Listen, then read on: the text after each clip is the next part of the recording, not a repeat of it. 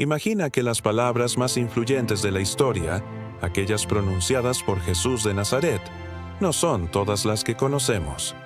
¿Qué pasaría si descubriéramos que existieron frases, incluso evangelios enteros, que fueron silenciados, ocultados o simplemente olvidados a lo largo de los siglos?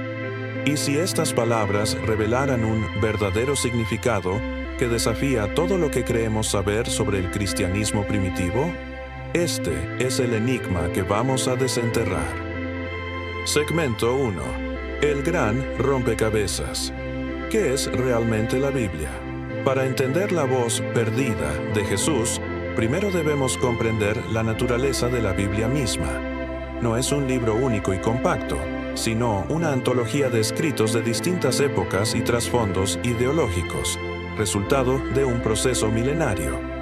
A esta colección de libros aceptados como sagrados se le llama canon bíblico, una palabra que significa regla o vara de medir.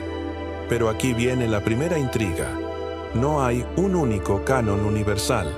La Iglesia Católica reconoce 73 libros, mientras que las iglesias protestantes reconocen 66.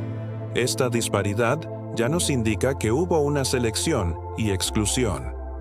Los textos cristianos eran escasos en el primer siglo, y fue recién en el siglo IV cuando el canon del Nuevo Testamento se estableció tras siglos de debate. Durante este tiempo, algunos libros como el Apocalipsis, Clemente o Bernabé fueron aceptados o rechazados según la región. Esta no fue una decisión sencilla. Fue un proceso humano de debate y acuerdo donde muchas voces fueron silenciadas. Segmento 2. Ecos en la sombra. Las palabras no escritas de Jesús. Sorprendentemente, la propia Biblia nos da una pista de que no todo está en sus páginas. A estas palabras de Jesús fuera de los evangelios canónicos, los estudiosos las llaman ágrafa, del griego no escrito, o logia, dichos. Algunos ágrafas se encuentran incluso dentro del Nuevo Testamento. El ejemplo más famoso es en Hechos 20:35, donde el apóstol Pablo cita a Jesús diciendo: «Más bienaventurado es dar que recibir». Una frase poderosa, pero que no aparece en ninguno de los 4 evangelios. Otros ágrafa provienen de textos antiguos, como la Didaché del siglo I, que cita a Jesús: «Que tu limosna sude en tus manos hasta que sepas a quién das». O, como citó Clemente de Alejandría: «Mi misterio es para mí, y para los hijos de mi casa».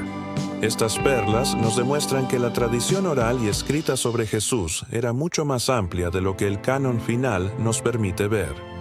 Pero si hay un texto que ha agitado el mundo en busca de estas voces perdidas, es el Evangelio de Tomás. Descubierto en 1945 en Nag Hammadi, Egipto, no es un relato narrativo de la vida de Jesús, ni menciona su crucifixión o resurrección. Es una colección de 114 dichos ocultos atribuidos a Jesús. Aunque la copia actual data del siglo IV, fragmentos en griego sugieren un original tan temprano como el siglo II, e incluso algunos lo fechan entre el 30 y el 60 después de Cristo. Su introducción es misteriosa. Estas son las palabras ocultas que habló Jesús vivo y Judas Tomás Dídimo escribió. Este evangelio presenta una visión de Jesús a menudo ligada a las comunidades protognósticas, que enfatizaban el conocimiento espiritual sobre la fe dogmática. Uno de sus dichos más reveladores, el número 3, nos ofrece una perspectiva radicalmente diferente. Dijo Jesús: «Si aquellos que os guían os dijeren, ved el reino está en el cielo, entonces las aves del cielo os tomarán la delantera. Y si os dicen, está en la mar, entonces los peces os tomarán la delantera. Mas el reino está dentro de vosotros y fuera de vosotros. Cuando lleguéis a conoceros a vosotros mismos, entonces seréis conocidos y caeréis en la cuenta de que sois hijos del Padre viviente. Pero si no os conocéis a vosotros mismos, estáis sumidos en la pobreza y sois la pobreza misma». Este mensaje, que en la película Estigmata se interpretó interesadamente como una crítica a la Iglesia, subraya una idea clave para el gnosticismo. El reino de Dios es una experiencia interior que no requiere de la mediación institucional de sacerdotes u obispos. Es un Jesús que predica a unos pocos iniciados y que critica a fariseos y escribas por haber escondido las llaves del conocimiento. Esta perspectiva. Segmento 3. El silencio impuesto. Poder, censura y tradición. Evangelios canónicos y nos muestra la extraordinaria diversidad del cristianismo primitivo. El silencio impuesto. Poder, censura y tradición.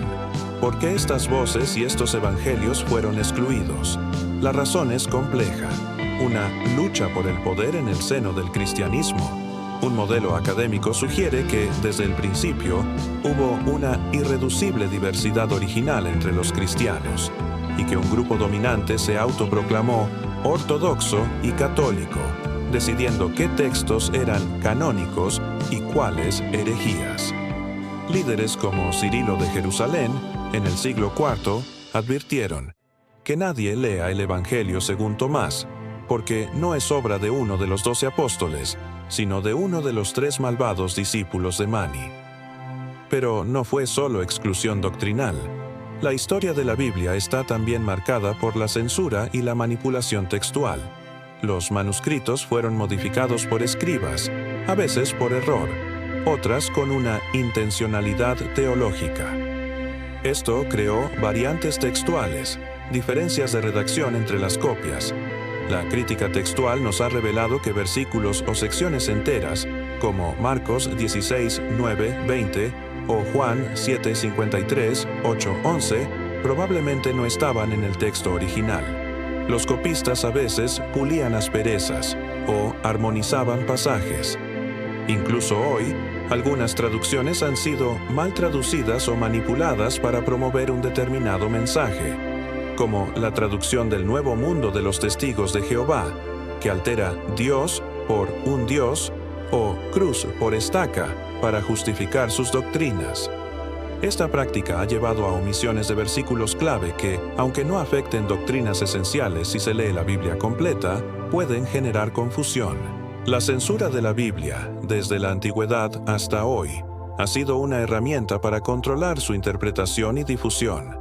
La bula Unigenitus Dei Filius del Papa Clemente XI en el siglo XVIII condenó la idea de que es beneficioso y necesario estudiar y conocer el espíritu de las Sagradas Escrituras, amenazando con la excomunión. Segmento 4. Revelaciones y la solidez del mensaje.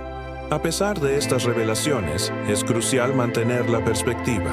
El Nuevo Testamento tiene una base documental excepcionalmente sólida en comparación con otros textos antiguos, con cerca de 5.600 manuscritos griegos y más de 18.000 en otros idiomas, y manuscritos datados a apenas 30-60 años de los originales, supera con creces la evidencia de Platón o Aristóteles.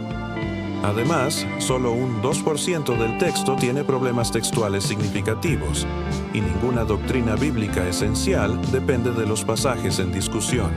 La crítica textual, lejos de destruir la fe, nos ayuda a confiar más en la Biblia y a entender su transmisión.